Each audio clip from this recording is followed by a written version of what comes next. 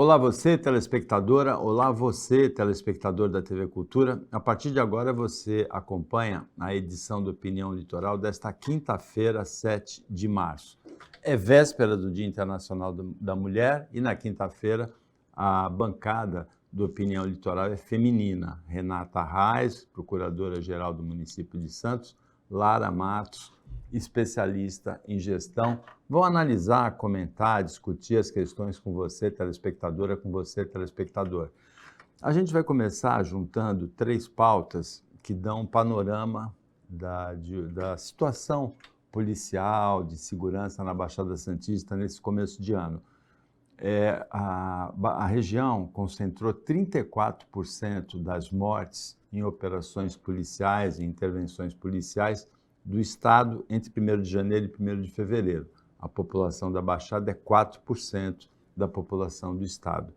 A Secretaria de Saúde de Santos começou uma investigação para saber se pessoas mortas nessas intervenções tiveram os corpos levados para hospitais, mesmo mortas, para que fossem retirados da cena da morte e dificultassem a perícia.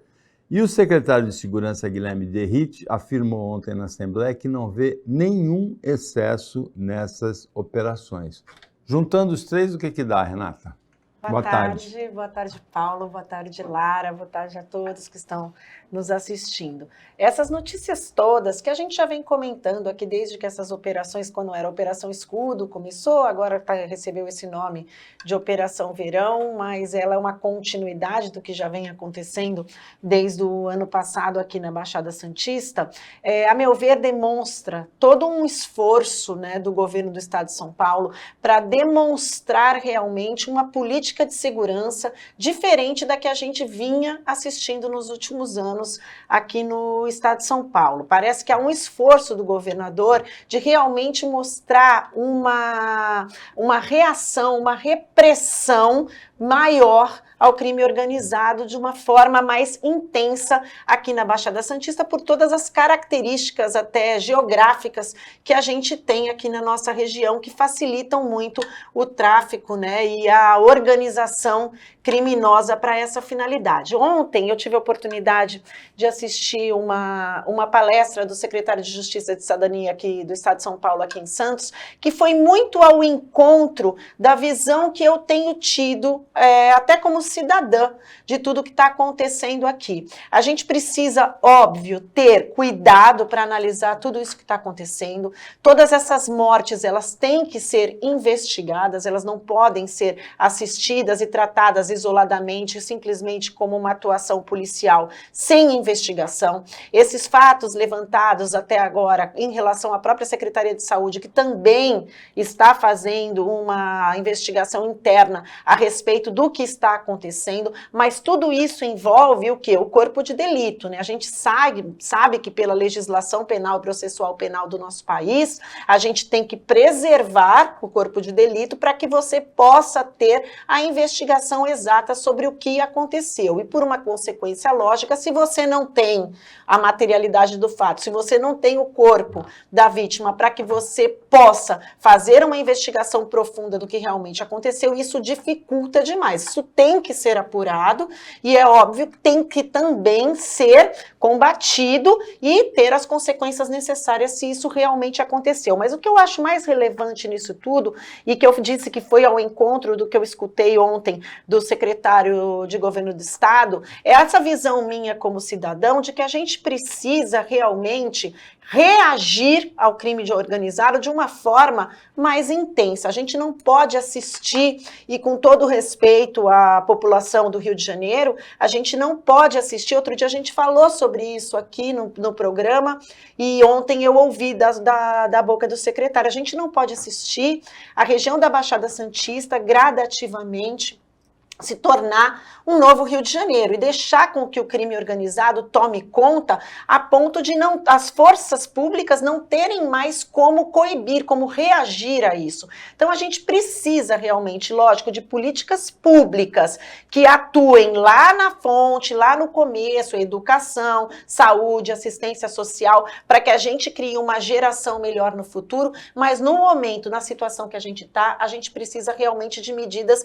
de repressão, medidas responsáveis, e espera-se que o governo do estado esteja atuando da forma como está dizendo e demonstre isso publicamente, comprove realmente que isso que está acontecendo dentro da legalidade e da atuação policial. Agora, eu também acho que a gente está vendo aqui na Baixada Santista, pelo menos as pessoas que a gente conversa, uma reação da população realmente me parece que a população está apoiando a Operação Verão, apoiando a atuação da polícia, porque essa política, essa história de demonização da polícia, como a gente vinha assistindo, isso também não pode acontecer. A gente tem que confiar no trabalho da polícia, confiar no trabalho do governo e esperar realmente que essas mortes sejam devidamente apuradas e comprovada a legalidade da atuação. E quando não comprovada, que tenha a consequência necessária para quem atuou fora da lei.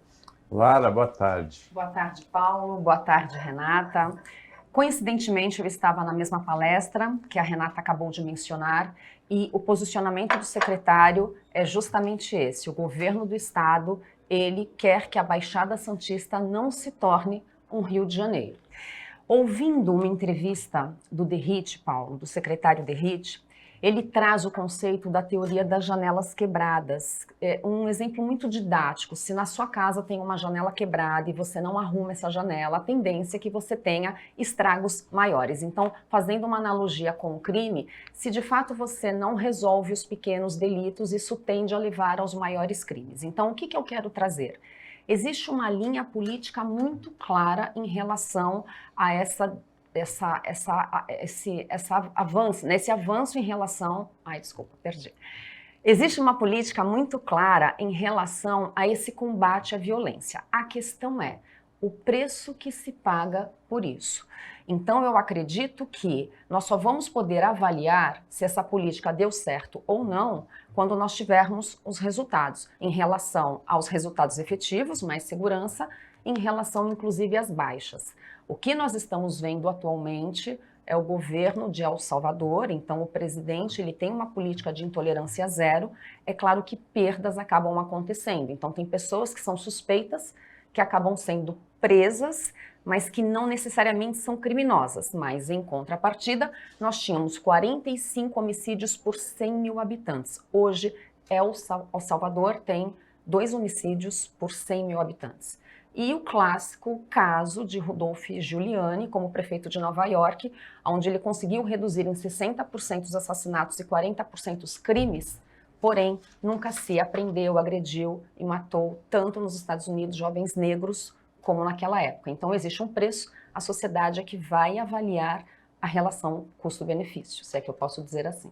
A gente aqui fica muito à vontade para criticar a polícia, porque a nossa linha editorial sempre foi, desde o início desse programa, a de valorizar ações bem-sucedidas da polícia para evitar essa demonização com que algumas pessoas tentam colar essa demonização na imagem da polícia. Também preciso deixar claro que é absolutamente inadmissível que um policial vire alvo de bandidos do crime organizado, como aconteceu em Guarujá, como aconteceu em Santos, como aconteceu em Cubatão.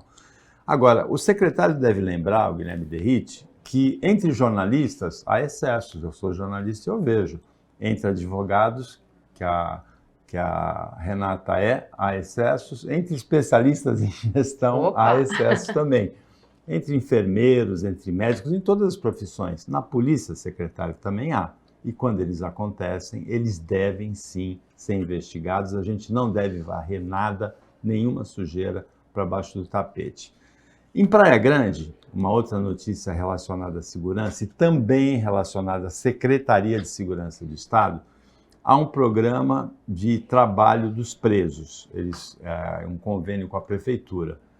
Moradores de Praia Grande registraram em vídeo presos que deviam estar trabalhando usando celulares, usando drogas, tomando banho de sol com tornozeleira eletrônica, até vai deixar a marca, né, da tornozeleira, né, que nesse sol forte que a gente tem tido, e até indo para motel.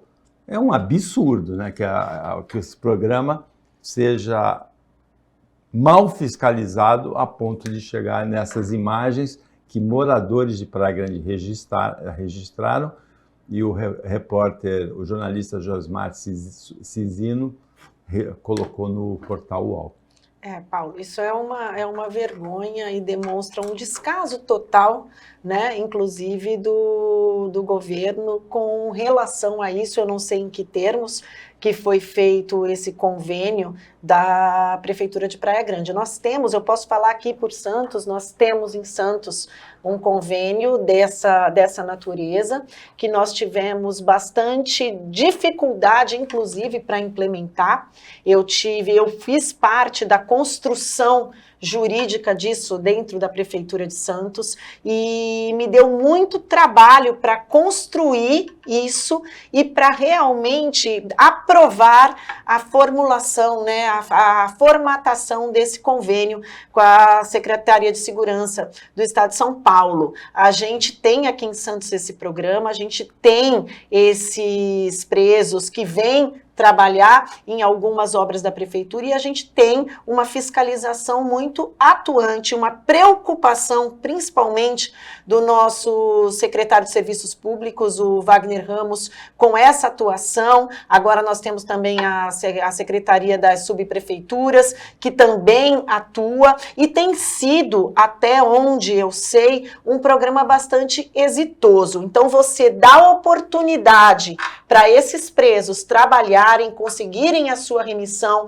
os seus direitos como pessoas que estão cumprindo penas, porque a legislação, ela não tem benefícios simplesmente para que o Estado seja bonzinho com o condenado. Não, toda a legislação ela é construída para realmente ressocializar o preso e não fazer das nossas cadeias depósitos de pessoas, onde o crime organizado se fortalece cada vez mais. Então, esse programa, Paulo, é um programa, na minha opinião, muito interessante, muito bom. Ele beneficia não só os presidiários, mas ele beneficia a cidade, que tem uma mão de obra também para pequenos serviços públicos que a gente precisa, como capinação, poda, alguns serviços que a gente realmente precisa de uma mão de obra não tão tecnicamente especificada e que essas pessoas são capazes de fazer. Você beneficia o preso, você beneficia a cidade, você beneficia a sociedade como um todo. Porém, desde que esse programa seja bem feito e seja fiscalizado. É uma pena que em Praia Grande isso esteja acontecendo, isso é uma afronta e a população tem que denunciar mesmo e cobrar das autoridades que isso seja fiscalizado e esses presos que estão desviando sua atuação, eles com certeza têm que ser excluídos dos programas, perderem os benefícios que obtiveram com isso e que é o que a legislação prevê.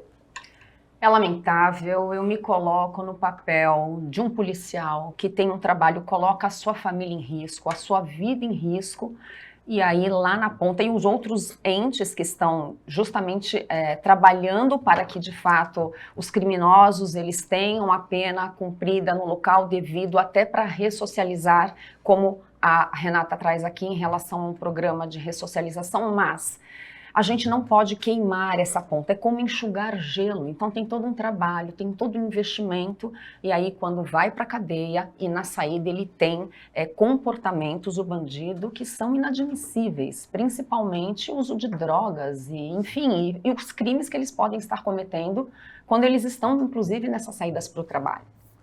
Tem uma porção de aspectos interessantes aí nessa notícia. Primeiro, o caráter metropolitano da nossa região, porque os presos são de São Vicente e de Mongaguá, de 2 centros de progressão penitenciária. O convênio é com a Prefeitura de Praia Grande, que fica entre São Vicente e Mongaguá. Porque os presídios de São Vicente concentram os condenados da nossa região. Exatamente. E em Mongaguá também tem um centro, né, de progressão penitenciária.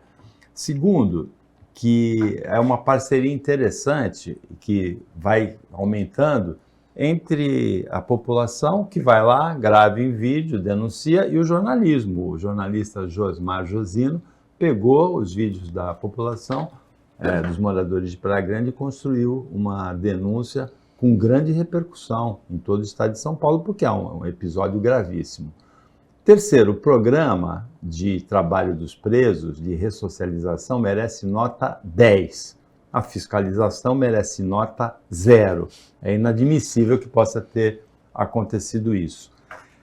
Acho que a Renata e a Lara esgotaram a questão, mas fica uma pergunta para o secretário de Segurança, Guilherme Derrite. O senhor vê alguma irregularidade nisso que aconteceu em Praia Grande, Mongaguá e São Vicente? Opinião volta depois do intervalo.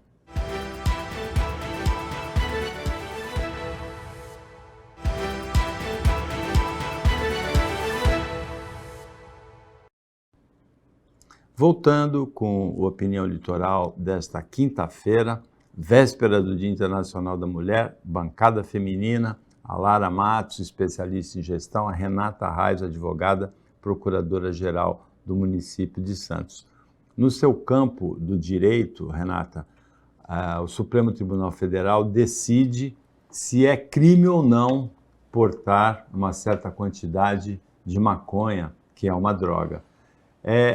Tem uma questão subjacente a essa que choca todas as pessoas, né? Qualquer pessoa que se debruça para pensar nisso diz assim, mas se não é crime portar, essa pessoa comprou de alguém e a pessoa que vendeu para ela cometeu o crime, Renata. Como que é essa história? Então, vou tentar explicar, tentar ser da forma mais didática possível para explicar isso. Ontem, o ministro-presidente Supremo, Roberto Barroso, deu diversas entrevistas sobre o tema e foi a primeira vez que eu escutei o judiciário, no caso representado pelo órgão máximo no nosso país, que foi o ministro-presidente do Supremo, explicar de forma clara e precisa o que está acontecendo.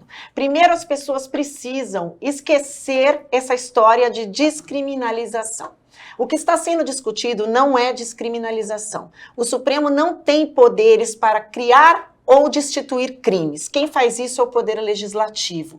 Então, é o Congresso que diz no Código Penal, no Código de Processo Penal e nas leis esparsas quais condutas são criminosas ou não. A nossa lei antidrogas, em 2006, não é coisa nova, ela instituiu 2 crimes diferentes, o crime de porte e transporte de entorpecentes e o crime de tráfico. É crime e os 2 casos são crime. Portar ou não maconha, posse para uso, é crime. Porém, não é o Supremo que está dizendo se é ou não é. É um crime que não tem pena de prisão. Não tem. As penas previstas para esse crime são advertência, prestação de serviços para a comunidade e medidas socioeducativas. Se isso funciona ou não no Brasil, eu não sei. Mas fato é que, não sei não, a gente sabe que não funciona. Mas é uma forma de colocar isso. Mas fato é, crime porém não tem pena de prisão. O tráfico é crime e tem pena de prisão bastante severa. O que acontece no nosso país? A gente tem situações concretas em que você é apreendido, a pessoa é apreendida com drogas e, como a lei não diz, a lei diz, posse é crime e não tem prisão, tráfico também é crime e tem prisão grave, mas qual é a diferença de posse e tráfico? Se tem tomado como base a quantidade de entorpecente. Só que a lei também não diz que quantidade é essa. Então, cabe à polícia, o Ministério Público, quando faz a denúncia, e o Poder Judiciário estabelecer os casos em que vai se enquadrar como tráfico ou como vai se enquadrar como posse. O que acontece na prática do nosso país? Uma verdadeira quebra de isonomia, porque a gente tem que enfrentar a realidade e o que a gente tem é uma discriminação com pessoas. Aquele jovem negro, de situação vulnerável, socioeconômica bastante vulnerável e que esteja num local, a depender da situação, também bastante vulnerável, é muito mais fácil ser enquadrado como tráfico do que como porte. O caso da pessoa loira, rica, que está andando com droga no seu carro na orla da praia, a probabilidade de ser enquadrado como tráfico vai ser muito pequena. Então, o que acontece na prática? A gente ouve de 2006 para cá, houve no Brasil, de 2006 para cá, um aumento muito relevante da população carcerária, população negra e vulnerável, de pessoas que deveriam estar enquadradas no porte e foram enquadradas no tráfico. Não sei se eu consegui me fazer entender de forma bastante clara. O que o Supremo está fazendo para resumir agora? O Supremo não está dizendo é crime ou não é crime. O Supremo está numa ação de repercussão geral, delimitando de forma objetiva em quais circunstâncias será enquadrado como porte de maconha, posse ou tráfico, para que essa regra valha para todo mundo e a gente não tenha mais a diferenciação por meio da pessoa que está portando. Mas, no caso, seria uma despenalização não, quando você tem o não é uma despenalização, porque a lei não prevê pena de prisão. Sim. O que o Supremo está fazendo, ao legislador, que é o nosso Congresso, deputados e senadores, cabe criar as leis. Ao Supremo cabe interpretar. A lei, ela já diz, é crime o porte, só que não tem pena de prisão. O fato de não ter pena de prisão não significa que não seja crime. É crime apenado com advertência, medidas socioeducativas e prestação de serviços à comunidade. Enquanto o tráfico é como prisão. Agora, eu sou uma pessoa qualquer, ela é apreendida com drogas. Qual é o critério para diferenciar se eu vou colocar aqui? É crime nos dois casos. O que tem acontecido no nosso país desde 2006 é que a maioria das pessoas que são enquadradas no tráfico, muitas vezes por uma pequena quantidade, o caso que está sob júdice lá no Supremo, salvo engano, eu li a respeito, envolve 3 gramas de maconha. Então, a depender da situação daquela pessoa, ele vai com muito mais facilidade ser enquadrado no tráfico. Então, não é descriminalização, é separar e interpretar o que é tráfico e o que é posse. Os dois continuam sendo crimes. Você explicou com muita clareza, eu não tinha visto explicado com tanta clareza até agora. Os dois são crimes, sendo que o porte não é punido com prisão e o tráfico sim. E ontem houve votos de ministros dizendo que a quantidade que caracterizaria tráfico seria acima de 60 gramas e houve ministros dizendo que seria acima de 10 gramas. Não é isso? Essa é a discussão, vai ser a interpretação que vai ser dada. O Supremo não tem competência para legislar. E isso como a gente agora fala muito em fake news, essa forma como está sendo tratada, e ontem eu escutei no Jornal Nacional, no Jornal da Globo, a utilização dessa palavra. Isso entrou na moda, falar de descriminalização. Não é descriminalização. O que está se fazendo é uma interpretação da lei para fazer o enquadramento de forma isonômica para todas as pessoas. Mas aí no caso de uma apreensão, é isso que me preocupa. Imagine numa situação de apreensão. O critério para você quantificar a quantidade, ele tem que ser extremamente objetivo. Senão a gente ainda cai na subjetividade. É isso que o Supremo vai definir. É isso que o Supremo está buscando definir. Mas numa apreensão, como é que ele vai mensurar um policial? O que é 60 gramas, o que é 49,5? Sim, é lógico que assim, o direito tem que ter uma balança de precisão. O direito é uma ciência imprecisa por si, né? Tanto que existe o Supremo Tribunal Federal, que é o órgão máximo de interpretação das nossas leis, justamente para fazer isso, né? Mas por mais que você interprete, sempre vai haver uma certa subjetividade, que vai ser analisada pela polícia num flagrante delito, depois pelo Ministério Público para acusar e depois pelo Judiciário para julgar. Hoje só existe essa subjetividade. O policial e o juiz é que determinam esse cara ou essa mulher ia traficar. Não, esse cara, essa mulher... E a preocupação maior que o ministro... consumir. Isso, a preocupação maior que o ministro ontem para mim, ele falou de uma forma muito clara, muito precisa, é o que a gente tem, um aumento muito grande da nossa população carcerária, com muita gente que deveria estar cometendo o crime, acusado do crime, mas sem uma pena de prisão por tráfico, e de uma população com características bastante semelhantes, jovens negros e pobres. Agora, o que a Lara falou da confusão, tem até uma brincadeira, um médico aqui na Baixada Santista, em Guarujá, no Jardim Acapulco, ele foi flagrado em casa com 60 quilos de cocaína. Nesse caso, ele pode dizer, não, eu confundi, eu pensei que não é 60 gramas de maconha, eu pensei que era 60 quilos de cocaína para consumo próprio. Você já viu, tem um meme que passa... Muita gente brincou com essa apreensão. Na internet, né? A gente vê muito uma apreensão de é um meme, vocês já devem ter visto, de uma pessoa também que está transportando num carro antigo o porta-mala inteiro de cigarro desses falsificados, esses cigarros de contrabando, e daí o policial fala para ele fala, é para consumo, mas o carro lotado. Daí ele responde ao policial, mas eu fumo muito. Agora, Lara, essa questão que você levantou, muitas pessoas têm em casa, aquelas pessoas que gostam de fazer as receitas culinárias direitinho, tem uma balança de precisão, né, que determina 60 gramas de fermento, não tem? Na sua casa tem, Renata? Eu não faço isso, Paulo. Por incrível que pareça, eu não faço, eu tenho preguiça disso.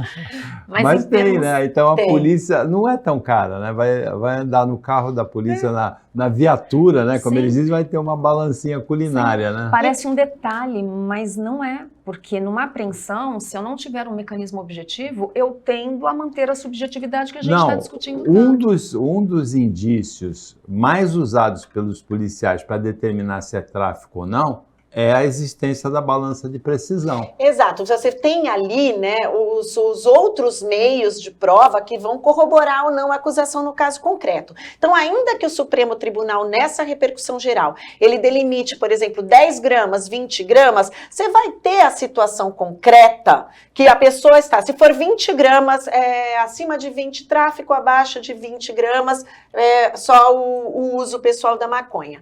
Mas você pode ter situações que a pessoa está com 19,99 aí, ela depende. Isso vai caber interpretação, mesmo não estando exatamente no parâmetro delimitado pelo Supremo. Que é a preocupação da Lara. Mas daí você tem todos os outros meios de prova que vão ou não corroborar essa acusação. Agora, Lara, essa explicação da Renata, eu acho que a direção da TV ela deve recortar e colocar na internet, porque foi brilhante, não foi? Foi brilhante. Eu já tinha ouvido pessoas na televisão, especialistas falando disso, mas a sua explicação foi altamente didática. Sabe por quê? Uma clareza. Essa discussão está indo para outros patamares, outras questões que não politizando, estão, né? Justamente, e não vão ao cerne da questão, que é o que você trouxe. Ai, obrigada, mas se tiverem oportunidade, leiam a explicação do ministro Roberto Barroso, porque realmente ele foi bem nesse ponto mesmo.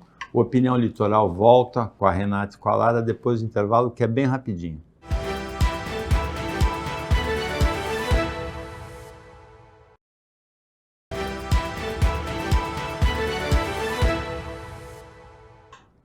Voltando com o Opinião Litoral, agora é o último bloco, bancada feminina, Renata Arraes e Lara Matos, nesta quinta-feira, como todas as quintas-feiras. Lara, fevereiro, foi o fevereiro de 2024, foi o mais quente fevereiro desde que se começou a controlar as temperaturas no planeta. Foi o mês também de temperaturas mais altas nos oceanos. É o 9º mês seguido que acontece isso, é desde junho do ano passado. Junho foi o mais quente, julho foi o mais quente, agosto chegou em fevereiro. É o 9º mês seguido, que é sempre o mês mais quente.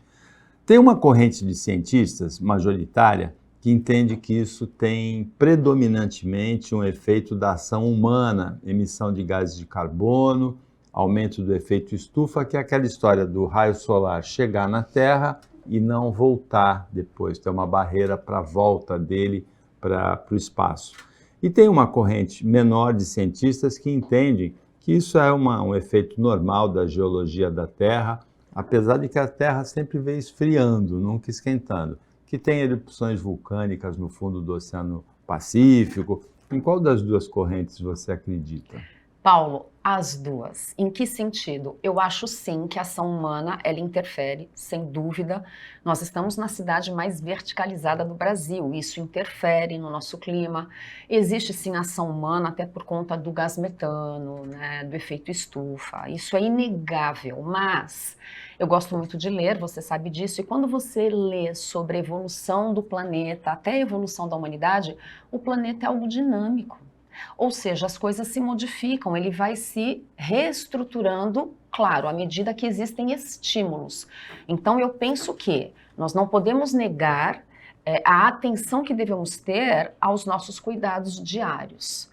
E, inclusive, quando pensamos em expansão comercial ou mesmo das nossas cidades, dos países, nós precisamos nos preocupar sim com os efeitos. Isso não tem que sair da pauta. Mas eu penso também que existe uma adequação planetária até em face desses estímulos. E o que vai caber a nós agora? É nos proteger, é criar mecanismos para que a gente possa conviver com essas oscilações que até então nós não tínhamos. Então eu vou tornar a pergunta mais precisa. Qual desses dois efeitos você acha que é mais significativo? O mais significativo, Paulo, agora você me mais pegou, mas predominante. eu acredito assim, o mais predominante é a ação humana, porém, a gente não pode negligenciar que o planeta passa por mutações. Então, existe sim uma questão naturais, geológica, mas o homem precisa cuidar do planeta. Eu concordo com a Lara, a gente tem a evolução, né, propriamente dita, ela faz com que o planeta vá se adequando automaticamente a isso. Porém, eu acho que mais importante do que pensar do que é mais predominante ou não, é aquilo que a ação humana pode remediar ou não. A evolução natural do planeta, nós não temos como fazer nada em relação a ela. Já em relação à ação humana, nós temos. E é aí que a gente precisa atuar. É aí que a gente precisa ter uma ação global, principalmente dos países mais desenvolvidos e que têm condições de atuar nesse sentido, é realmente ter uma preocupação relevante com esse tema. E o que a gente tem visto, né, infelizmente, nos últimos anos, são alguns governos de bastante relevância no mundo que estão não muito preocupados com isso, a exemplo do próprio ex-presidente Donald Trump, que agora quer voltar, e que não me pareceu ter muita preocupação com questões ambientais. O país da relevância dos Estados Unidos precisa estar nessa discussão e precisa ter papel importantíssimo nessa discussão. Vamos ver daqui para frente como é que o mundo vai se comportar e como que toda a sociedade, a população, porque todo mundo está vendo os reflexos disso. Hoje a gente fala da enchente que acontece todos os anos na região dos lagos, Angra dos Reis, Paraty, no Rio de Janeiro, todos os anos acontece. Esse ano, surpreendentemente, tudo que aconteceu no Rio Grande do Sul, e a gente sabe que acontece em Santos. Eu acordo todo dia de manhã, eu recebo mensagens de amigos, pessoas que me conhecem, reclamando que a rua tal encheu, que a rua aquela rua encheu. E isso o que é? É a ocupação humana na nossa cidade, que tem toda uma geografia. Santos envolve não só a questão da forma como ela está estruturada, mas da questão da própria geografia. A gente tem o problema da maré, que sobe atuando junto com as chuvas, e a ação de remediação que os políticos fazem demoraram muito para acontecer. Então, hoje, quem está fazendo alguma coisa, a população vai surtir reflexos lá na frente. Aqui em Santos, a gente tem trabalhado bastante com a criação construção das estações elevatórias, com as obras de micro e macro drenagem e limpeza, né, das redes, porque a gente encontra até colchão. Não sei se vocês já tiveram oportunidade, quando a gente faz a limpeza, parece garrafa PET, parece peixe, aglomerado de peixe, a quantidade de sujeira que tem. Então, a gente tem que ter uma atuação humana para remediar, porque a questão da própria evolução do planeta, a gente não tem como atuar nela. Sim. Inclusive o que está acontecendo com o Acre, né? O Acre está em calamidade pública. Hoje, pelas cheias dos rios, né? 86% das cidades com área urbana alagada, dezenas de milhares de famílias afetadas. Nossa, né? Pouca estrutura, Paulo. As famílias com pouca estrutura. É uma devastação. São os dados dos bombeiros do Acre. Agora, voltando para a área da Renata mais específica, o ministro Cássio Nunes Marques, do Supremo Tribunal Federal, que foi indicado pelo ex-presidente Jair Bolsonaro, negou o pedido de soltura dos presos de 8 de janeiro. Tem um dado aí que precisa ser tornado claro do jeito que a Renata faz. Foram feitas, em relação a esses episódios, desde 8 de janeiro do ano passado até agora, 1.430 prisões. De todas essas pessoas presas, só 75, 76 continuam presas. Algumas já condenadas, outras que são suspeitas de terem financiado os atos e que a soltura poderia prejudicar as investigações. Mas se fala como se os 1.430 estivessem presos lá. Na verdade, menos de 100 estão presos hoje, não é, Renata? É exatamente isso. A gente tem toda uma indústria, né, de notícias, muitas vezes financiada por política, por partidos políticos ou por determinadas correntes políticas do nosso país, que elas divulgam as notícias de acordo com a conveniência, e daí é toda essa fábrica de fake news que a gente tem no nosso país. É importante que os números sejam colocados dessa forma expressa, indicativa e didática que você colocou agora, para que as pessoas realmente entendam a relevância do que aconteceu e a relevância de alguns atos que estão sendo tratados de forma diferenciada. Então, nós temos pessoas que estão respondendo em liberdade, nós temos pessoas que estão presas porque elas reúnem os requisitos da prisão preventiva. No nosso país, quando você está sendo processado, você só responde preso se você reunir os requisitos da prisão preventiva. Se de alguma forma ficar demonstrado que você pode atrapalhar as investigações, representar perigo, representar algum tipo de perigo, de fuga ou qualquer outro tipo de comunicação. Então não é um trabalho irresponsável de simplesmente prender pessoas, manter essas pessoas presas para responder esses processos. Isso tem que estar demonstrado em juízo. E é muito interessante que tenha sido esse ministro que negou, justamente num momento de polarização do nosso país, em que a gente está também com um Supremo Tribunal visto pela população como totalmente politizado. Então a população, por conta de tudo isso, essas fake news que foram fabricadas, inclusive nessa situação que a gente acabou de explicar, da, entre aspas, descriminalização do porte para uso da maconha, a gente tem aí uma fábrica de notícias e a população enxergando, esse ministro é do Lula, esse ministro é do Bolsonaro, esse vai votar assim, esse vai votar aquilo, porque Alexandre de Moraes é contra os bolsonaristas, e por aí vai. E quando a gente tem uma decisão que me parece aqui correta e responsável de um ministro nomeado pelo ex-presidente Jair Bolsonaro, isso é importante. É importante para a população tentar entender de uma forma mais pragmática e mais objetiva a atuação do Poder Judiciário. Essa fala talvez ela esteja tendo efeito até por conta do último discurso do Bolsonaro em relação à anistia dos presos, mas é como a Renata falou, que se faça justiça independentemente dos lados políticos. A gente está chegando ao final da opinião litoral desta quinta-feira. Eu queria que a Lara falasse alguma coisa. Amanhã é o Dia Internacional da Mulher. É uma data especial para você?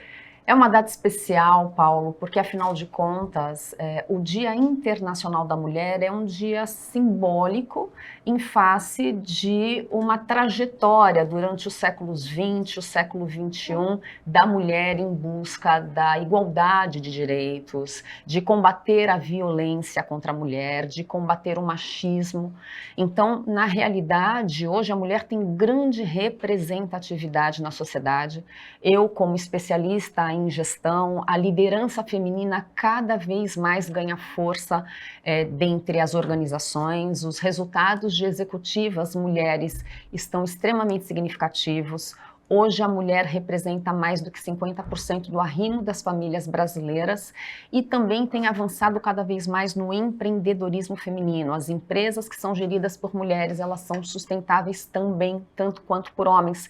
Eu não gosto muito dessa diferenciação, afinal de contas, todos somos pares, né? Todos precisamos de todos, mas é importante a relevância dessa data perante a nossa sociedade, perante o mundo, e que homens e mulheres estejam juntos na luta pela igualdade de direitos e pela não violência à mulher, que infelizmente ainda é muito grande.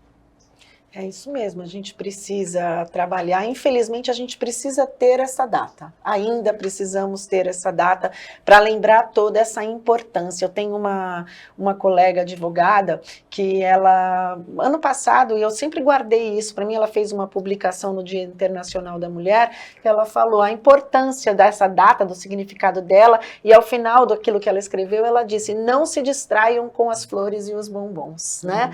Porque eles são importantes, eles têm um significado simbólico, mas não é esse o ponto. O ponto do Dia Internacional da Mulher é outro, muito mais profundo e muito mais relevante do que simplesmente essa homenagem simbólica de presentear as mulheres com flores ou com bombons. A gente precisa entender o significado disso, olhar para nós mulheres, a nossa relevância como cidadãs e a importância do nosso papel e daquela que está ao nosso lado. A gente precisa entender isso para tentar colocar a mulher num patamar realmente de igualdade, porque é isso que se busca, e não muitas vezes a banalização do feminismo, que também, de muitas bandeiras do nosso país, muitas vezes a gente se vê banalizadas por questões menores e que não realmente significam a relevância do tema. É um dia muito importante, para mim, muito significativo.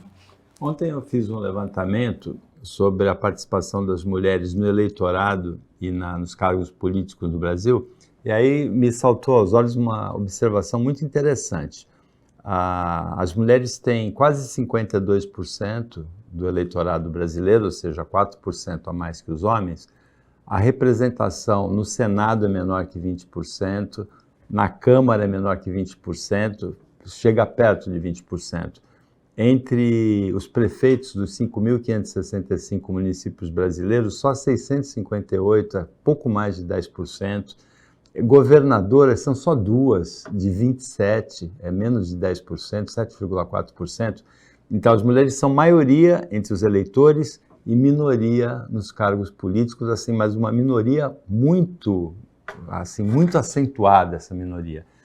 E o interessante é o seguinte, a primeira mulher que obteve o direito a votar no Brasil, Celina Guimarães Viana, foi no Rio Grande do Norte, em Mossoró. Ela entrou na justiça em 1928 e conseguiu o voto. As mulheres só tiveram acesso ao voto depois, com Getúlio Vargas, em 1932. E o Rio Grande do Norte, onde aconteceu essa luta, é um dos 2 estados que tem governadora mulher, Fátima Bezerra, reeleita em 2022 com quase 60% dos votos no primeiro turno. O país que deu o primeiro voto à mulher no Ocidente, no mundo, né, a Nova Zelândia, em 1893. E é um país que foi administrado 6 anos por uma primeira-ministra, Jacinda Ardern, né, novinha, e que foi considerado o país que melhor enfrentou a pandemia de Covid. Então a gente vê a relação, o efeito da luta lá atrás, 1928, 2022, 1893, pandemia. E assim, achei assim, muito interessante, não é coincidência, né, Renata? Eu acredito que seja efeito de um acúmulo de lutas, de uma cultura já daquela região, daquele estado, país, justamente de luta dessa classe feminina. Chegamos ao final da Opinião Litoral, agradecendo a participação da Lara Matos, da Renata Reis, o trabalho da equipe técnica de jornalismo do Sistema Costa Norte. Opinião, a produtora é mulher também, não é? A Maria Helena, que tem muitas qualidades. E agradecendo principalmente a você, telespectador, e você, telespectador, que acompanhou a gente em mais essa edição. Até amanhã, nesse mesmo horário, depois do Jornal Litoral, e uma ótima quinta-feira para você, que você merece.